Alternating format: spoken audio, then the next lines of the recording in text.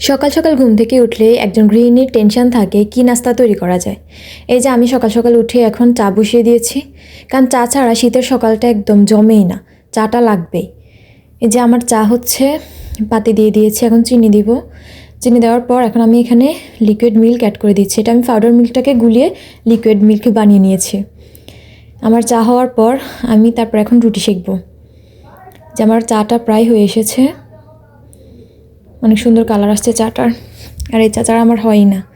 এখন রুটি সেঁকার জন্য তাওয়া বসিয়ে দিয়েছি, পরপর রুটি। এখন এই যে রুটি সেঁকতেছি। এগুলো আমার ফ্রোজেন করে রাখা রুটি।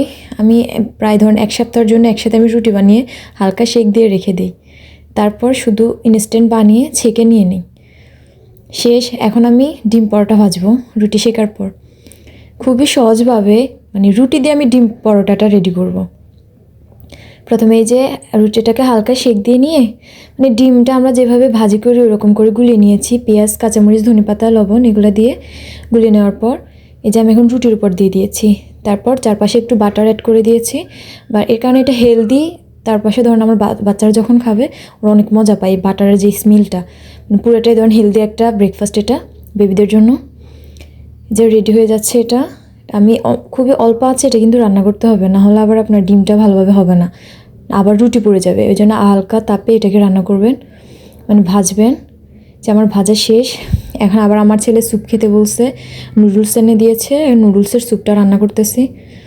সকাল সকাল মানে এক একজন এক একটা নাস্তা করবে, ওই জন্য কয়েক পদ নাস্তা রেডি করা হয়ে যায়। খুবই সহজভাবে আমি শুধু পানির মধ্যে নুডলসটা দিয়ে, আর নুডলসের মশলা থেকে কিছুটা মশলা আমি ইউজ করি, কারণ ইনস্ট্যান্ট নুডলস তো খাওয়ানো ঠিক না, কিন্তু বাচ্চাদের ওই পছন্দই হচ্ছে আবার ইনস্ট্যান্ট নুডলস। এই যে আমার প্রায় ধরুন সব কিছুই শেষ রান্না, এখন সবাই ব্রেকফাস্ট করবে। আমার ছেলের ডিম পরোটাটা অনেক ভালো লেগেছে, অনেক মজা করে এটা খেয়েছে, আলহামদুলিল্লাহ। ওকে ফ্রেন্ডস, আল্লাহ হাফেজ।